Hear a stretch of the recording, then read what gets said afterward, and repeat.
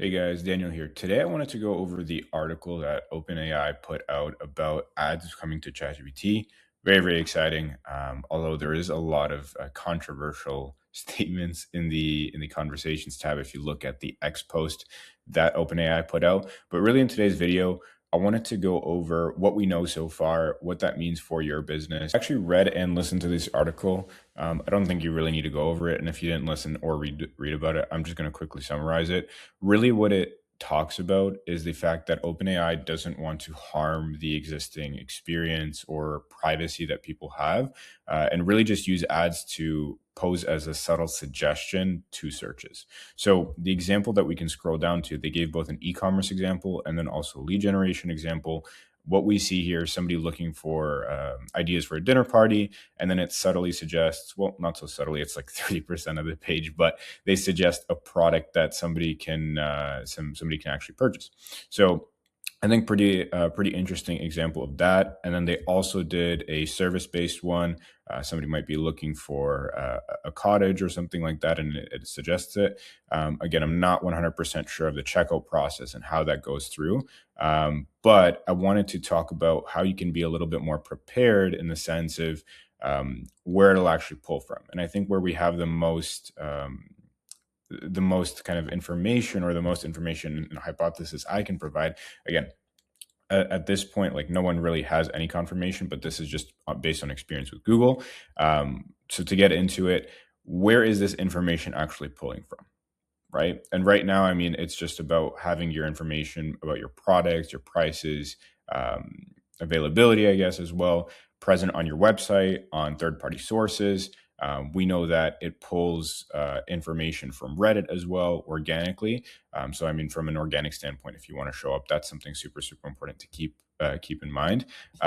But what I did find as well, and I'm going to pause and share screen again, 1 second. Where I'm actually at, this is the feed optimization tool I personally use to allow for optimizing shopping ads. If you don't know kind of what this is Data Feed Watch, but it becomes very hard to do bulk changes when you're just manually doing them in Merchant Center. So if you have a tool to do it, be it add product identifiers, tweak titles, make custom labels, that's what this is used for.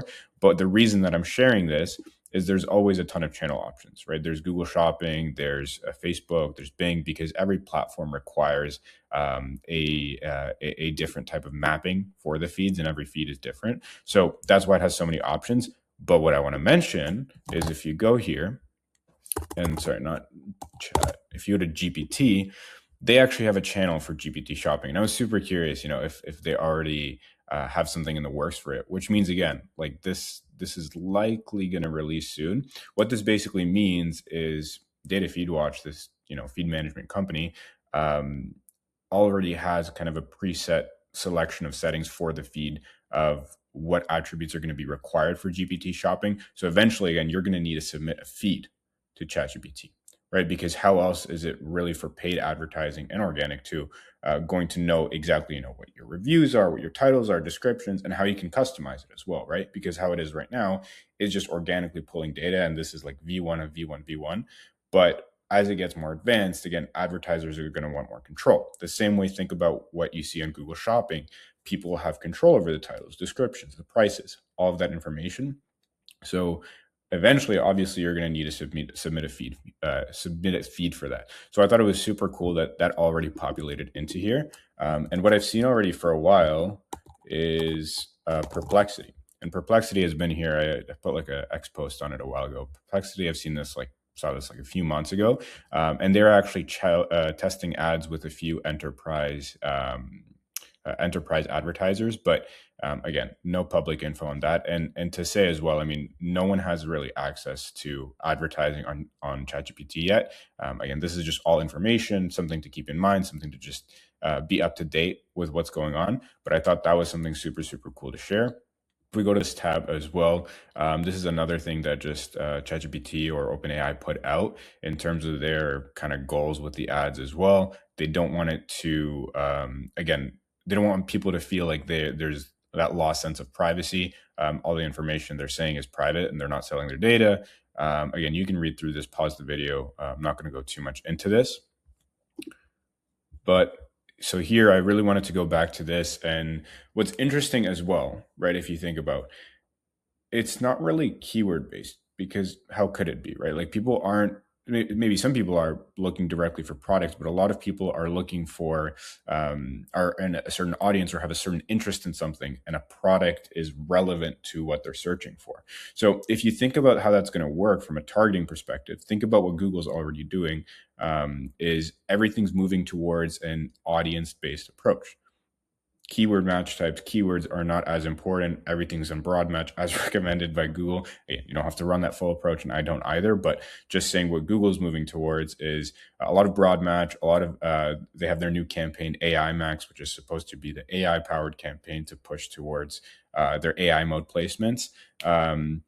And then they also have Performance Max, where you have a pretty complex audience signal. There's a lot of audiences you can add, and you can add search themes, but the search themes are not actual keywords, right? Like, they're themes of related to what you offer. So I think the approach is going to be even more glorified, or if that's even the word, for ChatGPT, right? Because how else could it actually match a relevant user query to what your product is? And the algorithm is going to have a pretty strong ability towards doing that, obviously, with your guidance. So I think that's something to think about. You have to know your ICP really, really well. You have to know who you're targeting, because that's all going to be it.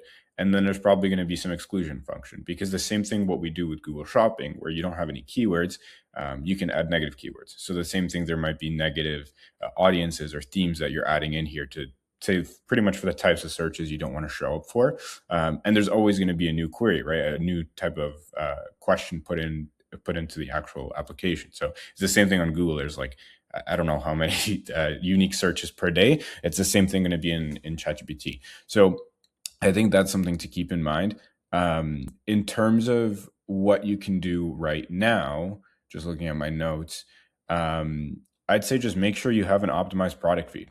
I think that is the most important thing, especially if you're an e-commerce store, is make sure that you have all the relevant information about your products, be it the identifiers, the titles and keywords in them, the descriptions are keyword rich as well, SEO optimized. Any details about your products are visible, promotions, all of that information needs to be super, super easily accessible and on your site. Give pretty much Google, ChatGPT as much information about your product as possible, because then it makes it easier for you to show up in these placements as well. Something to keep in mind on that front. And then what you can do already is, Google is actually a little bit of ahead of the game here, in the sense that they already allow technically ads to show in AI placements, right? Because they have AI mode, which if you haven't seen, you can search up kind of like AI mode, go into it, and then you can play around. Basically, Google's way of ChatGPT. So something to keep in mind on that front is you can already run Performance Max campaigns, search campaigns, broad match keywords to be eligible to show in there. But that being said, the actual testing capabilities and understanding if you're actually showing up, that's pretty limited too. So at the end of the day, what I can summarize is no one really knows anything. A lot of this is on speculation. I'm just talking about the bits and pieces of information I've found, what I understand, my experience with, doing Google Ads for the past few years. I think this is something super exciting, going to be a really big opportunity for businesses, because when anything releases, if you think about Facebook, when it released advertising, and even before that, Google advertising, I remember seeing like coupons for like $10 for Google Ads, which again would get you like 5 clicks today or 10 clicks, depends on your CPC, but it's going to be dirt cheap, most likely. So I would say it's important to test something like this with a small budget, just controlled, because it's again a new opportunity. I think a lot of people are going to be scared to start, and I think that's the exact time that you want to jump in. And I'll definitely be sharing any tests, any information that I have on this if I'm running it on any ad accounts. But very exciting time, and I'll keep everybody updated on this channel. Thanks for watching.